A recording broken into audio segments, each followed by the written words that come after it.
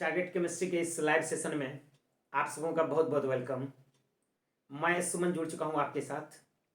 सबसे पहले तो हम देना चाहेंगे आप सबों को आने वाले टाइम में जो आपकी परीक्षा होने वाली है उसके लिए आपको बहुत बहुत बधाई और अग्रिम शुभकामनाएं, ताकि आपकी एग्जाम बहुत ही बेहतर जाए, है ना। तो चलिए सबसे पहले हम लोग देखते हैं क्वेश्चन बैंक से 2009 के लिए, ठीक ना। 2009 में जो पूछा गया क्वेश्चन है, सबसे पहला 1 नंबर में क्वेश्चन है which of the following has maximum depression of freezing point.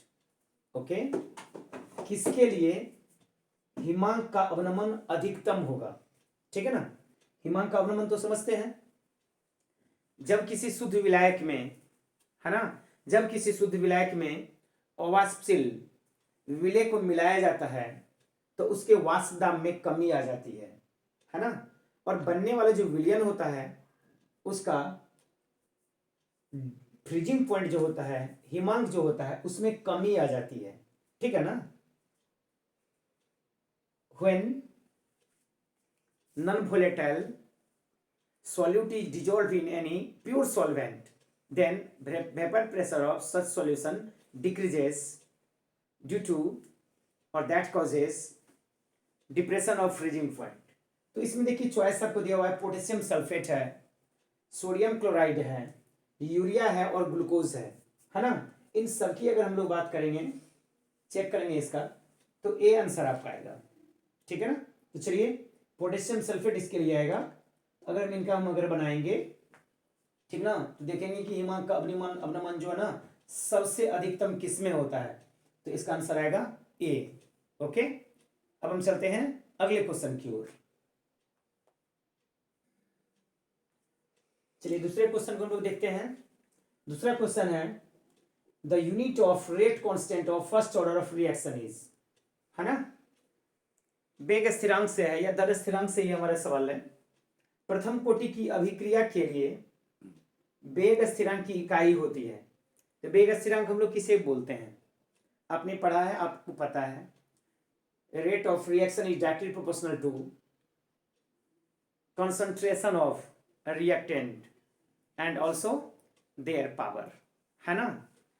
तो रेट ऑफ रिएक्शन जो होता है, जिसे हम दिखाते हैं आर से, रेट ऑफ रिएक्शन अभिक्रिया दर बोलते हैं इसे, ये डायरेक्टली प्रोपोर्शनल होता है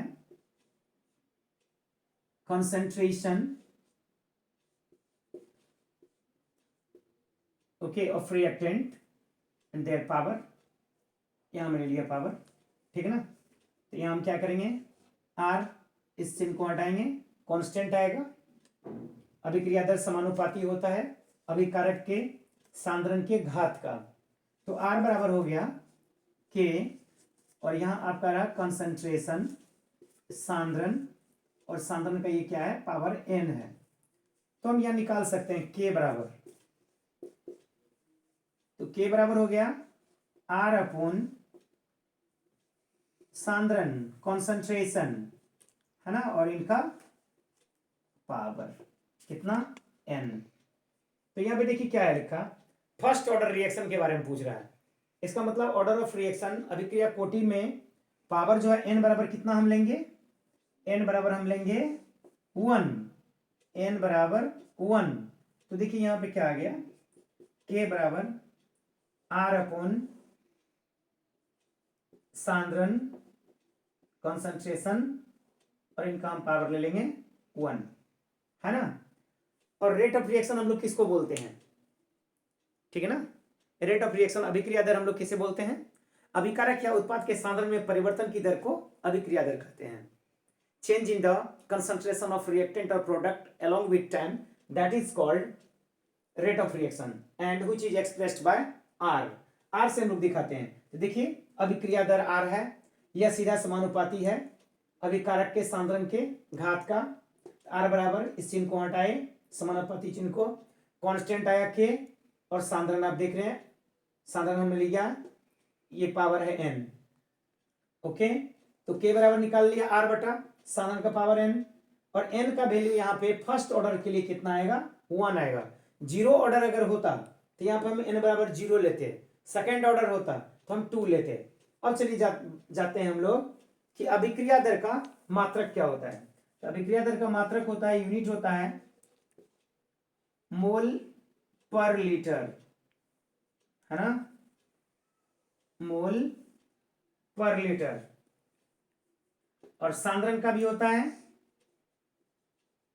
मोल पर लीटर, है ना। या एक चीज आप छूट गया, मोल पर लीटर पर सेकेंड, राइट। अभिक्रिया दर है तो मोल पर लीटर पर सेकेंड, और नीचे हम लोग लेंगे केवल सांद्रण के लिए मोल पर लीटर। तो देखिए कट गया, मोल मोल पर लीटर कैंसिल, बच गया आपको S-1, मतलब प्रति सेकेंड। क्या लिखेंगे इसको, प्रति सेकेंड। तो देखिए यहाँ पे हम लोग चॉइस की ओर चलते हैं। चॉइस में आपका क्या आएगा, प्रति सेकेंड नहीं है, लेकिन समय को बतलाता है, सेकेंड समय से जुड़ा हुआ है, समय का मात्रक यूनिट हम लोग लेते हैं, इसलिए ए आंसर होगा, बाकी नहीं होगा, है ना। अब हम लोग क्वेश्चन नंबर 3 पे देखते हैं। अभी आप देख रहे हैं 2009 क्वेश्चन बैंक से 2009 साल में पूछे गए जो क्वेश्चन है उस पर हम लोग बात कर रहे हैं। H3PO3 जिसे हम लोग बोलते हैं फास्फोरस एसिड, ठीक है ना। H3PO3 इज अ, H3PO3 जो है ना, H3PO3 और एक आता है H3PO4, इसको हम बोलते हैं फास्फोरस एसिड, और H3PO4 को बोलते हैं फास्फोरिक एसिड। तो थोड़ा सा ध्यान में रखना है इसको आपको।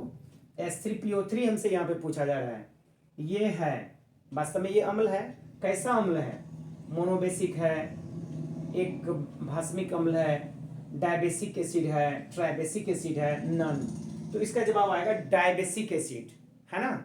क्या है जवाब इसका आएगा, डायबेसिक एसिड। ओके,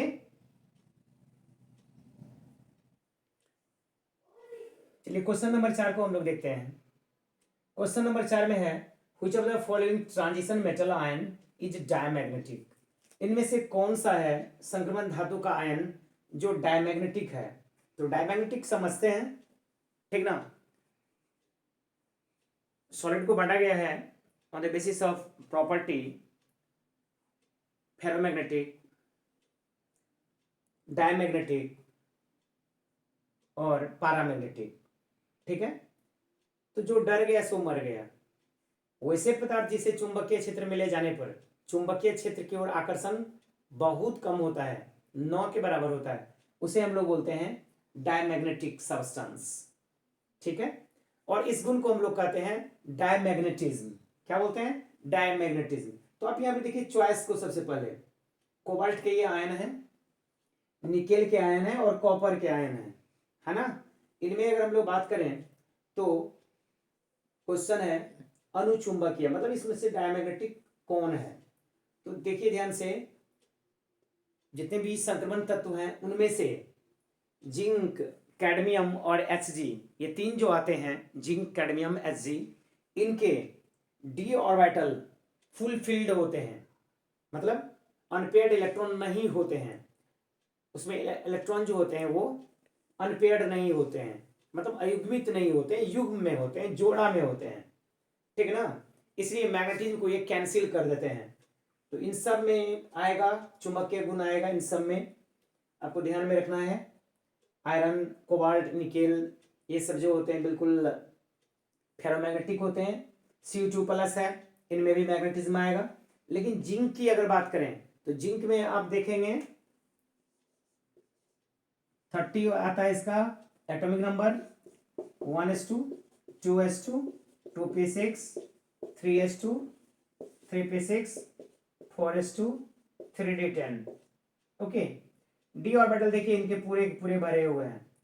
ओके, और जब ये जिंक आयन बनेगा तो सबसे लास्ट ऑर्बिट से, फोर्थ ऑर्बिट से, चौथा ऑर्बिट से ये 2 इलेक्ट्रॉन को लूज कर देगा, तब भी इनका कोई फर्क नहीं पड़ता, तब भी इनका क्या रहा है, ठीक है ना, 3d10 ही रहेगा, 3d10 ही रहेगा।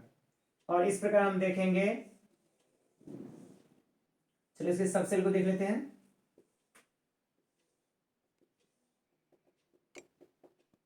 एक एक करके इलेक्ट्रॉन भरते हैं, फिर इनका जोड़ा लगना शुरू होता है।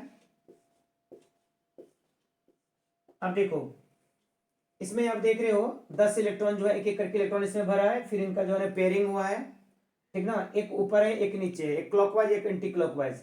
इस हिसाब से सारे के सारे ना क्या करते हैं, मतलब इनको कैंसिल कर देते हैं। मैग्नेटिज्म इसमें नहीं रह पाता है, चुंबकत्व तो नहीं रह पाता है, क्योंकि ये पेयर पेयर में है।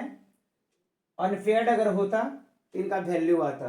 इस प्रकार हम कह सकते हैं जिंक हो कि Zn2+ हो, ये जो है ना क्या होते हैं, डायमैग्नेटिक नेचर के होते हैं, ठीक है। इसे इसका आंसर जो आएगा आपका डी आएगा। यस, तो डी को चलिए कंफर्म कर लीजिए। 5वें नंबर का क्वेश्चन है, the impurity present in the ore is called, ऐस में उपस्थित अशुद्धि को कहते हैं। तो ऐस में जो उपस्थित अशुद्धि होता है उसे हम लोग गैंग के नाम से जानते हैं, है ना, गैंग के नाम से, हिंदी में से गैंग या आधात्री के नाम से भी हम लोग जानते हैं। बाकी जो चॉइस आपका दिया हुआ है वो बिल्कुल इससे हटके है। फ्लक्स जो होता है हमारा फॉरेन सब्सटेंस होता है जो अशुद्धि को दूर करने में उपयोग में आता है ना। स्लैग, जब गैंग के साथ फ्लक्स मिलता है ना तो फिर आपको स्लैग बनता है। और एलॉय तो बिल्कुल अलग है, एलॉय को हम लोग हिंदी में मिश्र धातु बोलते हैं, है ना। तो इस देखा आपने, इसका जवाब क्या आना है, इसका जवाब आएगा गैंग। ओके, गैंग आएगा इसका जवाब। चलिए अब जो हम लोग क्वेश्चन देख रहे हैं ये छठा क्वेश्चन है। क्वेश्चन है the oxidation state of nickel, the oxidation state of nickel in nickel tetra carbonyl is, इसे हम लोग पढ़ेंगे निकेल टेट्रा कार्बोनाइल, है ना।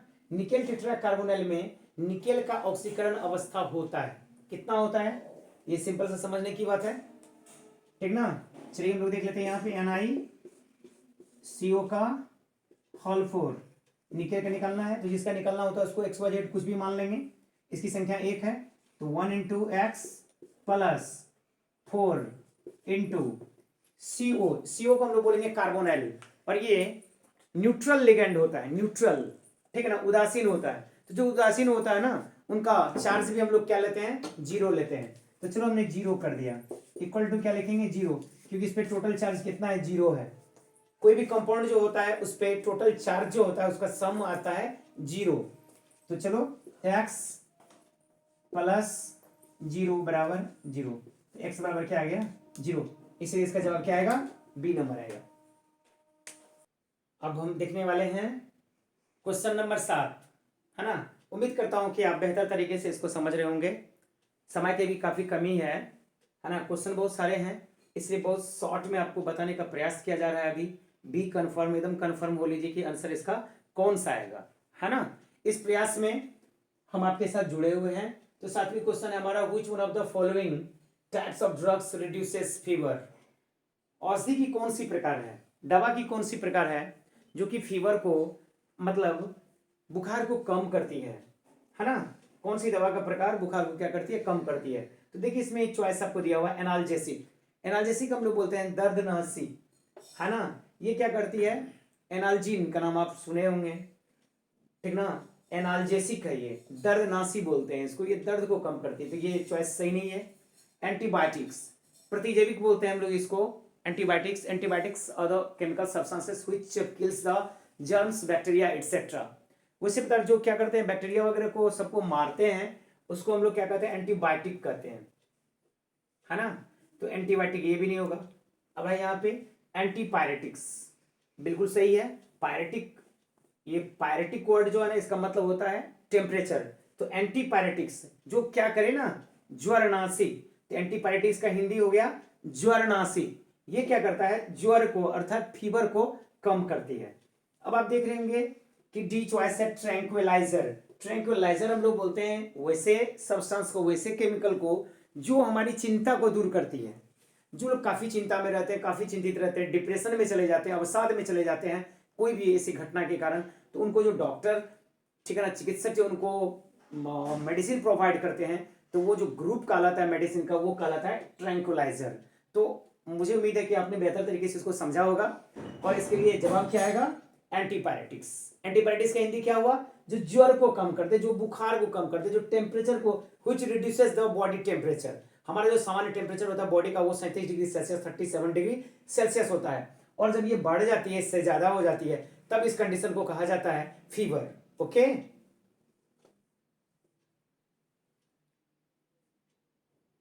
अगला क्वेश्चन है आपका 8 नंबर का, मिथाइलेमिन। मिथाइलेमिन CH3NH2 बोलते हैं मिथाइलेमिन को, CH3NH2। Methylamine can be prepared by, methylamine का निर्माण किया जा सकता है किसके द्वारा? उस रिएक्शन के द्वारा, हॉफमैन्स ब्रोमाइड रिएक्शन के द्वारा, फ्लैटन रिएक्शन के द्वारा, नन। तो इसका जवाब आएगा हॉफमैन्स ब्रोमाइड रिएक्शन। क्या आएगा इसका जवाब? हॉफमैन्स ब्रोमाइड रिएक्शन, है ना। अब हम लोग जल्दी में समझ लेते हैं कि हॉफमैन्स ब्रोमाइड रिएक्शन क्या होता है। ठीक है, थोड़ा सा हम लोग देख लें हॉफमैन्स ब्रोमाइड रिएक्शन। तो हॉफमैन्स ब्रोमाइड रिएक्शन में क्या होता है कि जानिए इसको। सबसे पहले आप हॉफमैन्स ब्रोमाइड रिएक्शन में हम लोग लेते हैं, ठीक ना, RCONH2। R समझ रहे हैं, अल्काइल है, CONH2 को हम लोग एमाइड बोलते हैं, अल्केनामाइड। ये क्या हो गया? अल्केनामाइड, है ना। इसकी अभिक्रिया हम लोग करते हैं ब्रोमीन के साथ, और साथ साथ हम ले लेते हैं सोडियम हाइड्रोक्साइड, और इसे हम लोग गर्म कर देते हैं। अब आप यहाँ देखो, यहाँ पे सिंपल में हमको क्या आ जाता है, ये हट जाते हैं। सोडियम CO कार्बन है, ऑक्सीजन है, इनके साथ मिल करके अलग हो जाती है, ठीक ना। और RNH2 हमें मिल जाता है, RNH2, ठीक है। साथ ही साथ सोडियम इनके साथ अभिक्रिया करके Na2CO3 सोडियम कार्बोनेट बना देगी, वाटर भी बन जाएगा, ठीक ना। इसके बाद बन जाएगा NaBr sodium bromide, sodium bromide और H2O। ध्यान से यहाँ देखिए, ये जो है ना R अल्काइल है और ये एमीन है, NH2 को हम लोग बोलते हैं एमीन। तो ये प्राइमरी एमीन हमको मिल गया। अगर हम यहाँ पे ले लें CH3 तो CH3NH2 बन जाएगा, है ना। अगर हम ले लें यहाँ C2H5, यहाँ अगर R की जगह हम ले लें, सपोज यहाँ हमने ले लिया, इस जगह हमने ले लिया CH3CONH2, ठीक है ना। इसे हम पढ़ेंगे इथेनामाइड। क्या पढ़ेंगे इसे? इथेनामाइड। यस, इसकी अभिक्रिया हम लोग करते हैं ब्रोमीन और सोडियम हाइड्रोक्साइड के साथ में। तो देखो क्या बन जाएगा, CH3NH2। इसे हम पढ़ेंगे मिथाइलेमिन प्लस सोडियम कार्बोनेट NaBr, और आपको वाटर जल बन जाएगा, ठीक ना। ये बहुत ही इंपॉर्टेंट है, बहुत अच्छा क्वेश्चन है आपका, यहाँ इसको ध्यान से देखना है, ठीक है ना। 10 नंबर क्वेश्चन, 10 नंबर क्वेश्चन है caprolactam. Caprolactam is the monomer of, caprolactam किसका मोनोमर है? ऑलरेडी, ठीक ना, ये मोनोमर ऑफ पॉलीमर, पॉलीमर से ये क्वेश्चन, कैप्रोलैक्टम किसका मोनोमर है?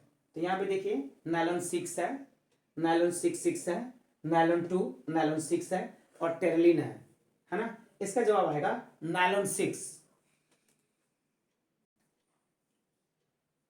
इसके बाद जो क्वेश्चन बीच में आता है वो आपका, ठीक ना, पुराने टाइप का क्वेश्चन है।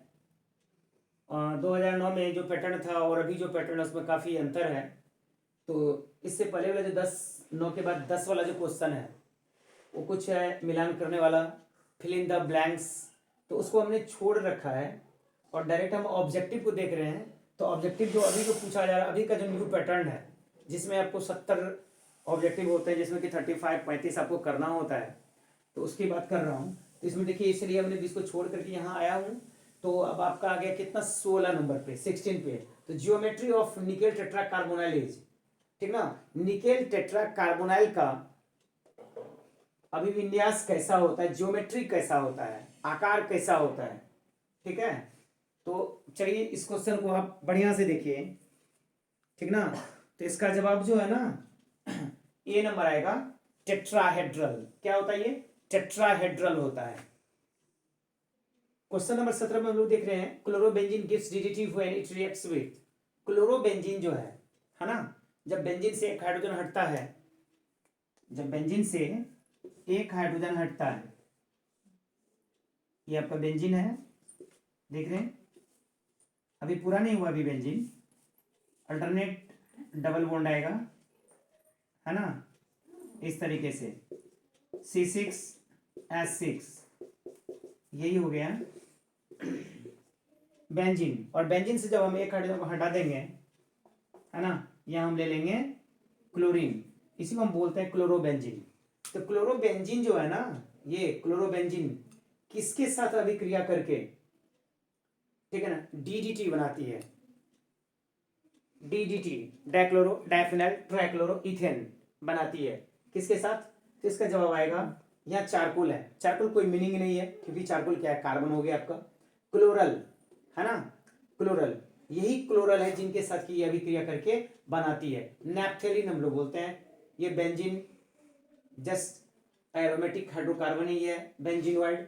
तो ये दो इन्हीं के साथ आ गया, चारकोल कार्बन आ गया। और हम लोग बात करते हैं क्लोरल का, तो इसको आप ध्यान से देखिए, ठीक है ना, इसकी संरचना को बढ़िया से देखिए अच्छे से, किस प्रकार की इनकी संरचना है ना। क्लोरोबेंजीन, क्लोरोबेंजीन तो उम्मीद करता हूं समझ में आ गया होगा, इसको देख लिया आपने। बेंजीन समझ में आ गया, और बेंजीन से एक हाइड्रोजन हटता है तो बन गया क्लोरोबेंजीन, है ना, क्लोरल CCl3CHO। बेंजीनोइड नैप्थेलिन, तो क्लोरल का फॉर्मूला आ जाता है CCl3CHO, ठीक है ना। ओके, तो बी को आप क्या करें, कंफर्म हो। The most common oxidation state shown by first row transition element is, प्रथम कतार के संक्रमण तत्वों का सबसे सामान्य ऑक्सीकरण अवस्था जो होती है वो 2 होता है, 3 होता है, 4 होता है और नन होता है, ठीक है ना। तो आपने देखा है यहाँ पे ट्रांजिशन एलिमेंट, संक्रमण तत्व, किसे हम लोग बोलते हैं, संक्रमण तत्व। वैसे तत्व जिनका अंतिम इलेक्ट्रॉन डी उपकक्ष में एंट्री करता है उसे हम लोग बोलते हैं संक्रमण तत्व, है ना। तो संक्रमण तत्व के जो फर्स्ट ग्रुप में है, एस्केंडियम से लेकर के जिंक तक की हम बात कर रहे हैं। कहां से, एस्केंडियम Sc2Zn, फर्स्ट ट्रांजिशन सीरीज में ये सभी के सभी आते हैं, जिनकी शुरुआत होती है 21 से और समाप्त होता है 30-30 तक जाकर के। इनका जवाब आएगा ए +2, सामान्य है +2, यहां सामान्य पूछ रहा है तो सामान्य में क्या आएगा, +2 आएगा। अब हम लोग सेकेंड लास्ट क्वेश्चन देख रहे हैं इस सीरीज का, है ना, 2009 का, 24 में देख रहे हैं, 24 में। The transition metal which shows highest oxidation state is, ध्यान रखिएगा कि बीच में नंबर आपको सीक्वेंस में अंतर आएगा, है ना, जैसे 11 12 के बाद 13 या इस तरह से लगातार आपको नहीं है, कारण है 2009 का सेट है ये। 2009 में ना लगातार आपको क्वेश्चन जो है ना ऑब्जेक्टिव नहीं है, कुछ अलग तरह के क्वेश्चन भी दिए गए हैं, लेकिन अभी का जो पैटर्न है वो बिल्कुल बदला हुआ है। टोटल का टोटल जो है ना आपका जो ऑब्जेक्टिव पूछा जाता है वो ऑब्जेक्टिव ही है ना, बीच में कोई उसमें भरने वाला फिल इन द ब्लैंक्स या मिलान करने वाला नहीं है, इसलिए आपको सीक्वेंस में अंतर मिलेगा। तो चलिए ठीक है, 24 में देखते हैं। The transition metal which shows highest oxidation state, वो सब कौन सा संक्रमण तत्व है, संक्रमण धातु है जिसकी ऑक्सीकरण अवस्था सर्वाधिक होती है, मैक्सिमम होती है। तो आपको जान करके बहुत हैरत नहीं होगा, ठीक है ना, बिल्कुल। अब ये बात करूं मैं निकेल का, मैं बात करूं आयरन का, प्लेटिनम का, मैंगनीज का, तो इनमें सबसे ज्यादा ऑल, ठीक है ना, पूरे टेबल में बात करिएगा ना, आवर सने में सबसे ज्यादा जो होता है ऑक्सीकरण अवस्था +7 होता है, इससे ज्यादा किसी का नहीं होता, और वो होगा Mn, मैंगनीज। क्या आएगा, मैंगनीज।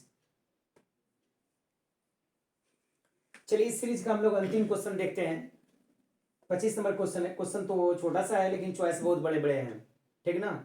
क्वेश्चन है the cause of variable valency among transition elements is, संक्रमण तत्वों में परिवर्तनशील संयोजकता का कारण क्या है। ध्यान दीजिएगा, यहाँ एक चीज से कंफ्यूजन आता है, ऑक्सीडेशन स्टेट में तो बात नहीं कर रहा है जी, नहीं बिल्कुल नहीं कर रहा है, ऑक्सीकरण अवस्था पे कोई बात ही नहीं कर रहा है, ये कहाँ की बात कर रहा है, ठीक ना, वेरिएबल वैलेंसी। तो वेरिएबल वैलेंसी कैसे होती है, अब जैसे मैं बात करूं कुछ ऐसे एलिमेंट है जैसे आयरन, फेरस और फेरिक, +2 भी और +3 भी होता है। आप देख रहे हैं क्यूप्रस क्यूप्रिक, मर्क्यूरस मर्क्यूरिक, तो इस प्रकार से हम देखते हैं कि ऐसा होता क्यों है। तो ये देखिए एच ऐसा को बता रहा है, they all exist in more than one oxidation state, एक से अधिक ऑक्सीकरण अवस्था ये प्रदर्शित करते हैं। ये कारण तो नहीं है, बिल्कुल नहीं, ये कारण नहीं है। They all form complex compound, ये जटिल यौगिक का निर्माण करते हैं, ठीक है ना। जटिल यौगिक में हम लोग देखते हैं कि केंद्रीय धातु परमाणु के रूप में ये वहां उपस्थित हो सकते हैं, होते हैं, लेकिन ये भी जवाब नहीं है। नेक्स्ट सी में देखिए the valence electron of them are found in 2 different subshell, बिल्कुल ये जवाब सही है आपका, संयोजी इलेक्ट्रॉन जो होते हैं दो भिन्न सबसेल में पाए जाते हैं, है ना, अलग अलग दो भिन्न सबसेल में पाए जाते हैं, यही कारण सी इसका चॉइस होगा, है ना। तो आज हम आपसे इजाजत चाहेंगे, अगले क्लास में फिर मिलते हैं। जो भी आपको इसमें कठिनाई हो, प्रॉब्लम आए, तो उसे आप कमेंट बॉक्स में आकर के जरूर लिखेंगे, ठीक है ना। लेकिन एक बात ध्यान में और रखेंगे, मतलब अभी आपका एग्जाम का टाइम आने ही वाला है, ठीक है ना, और समय भी ज़्यादा नहीं है, इसलिए हम इसको बड़ी फास्ट में आपको ले रहे हैं, बहुत ज़्यादा एक्सप्लेनेशन नहीं कर रहे, ताकि अगर एक्सप्लेनेशन करेंगे तो बहुत बड़ा हो जाएगा ये। तो उम्मीद करता हूँ कि आपको अच्छा लगा होगा। Okay, bye bye.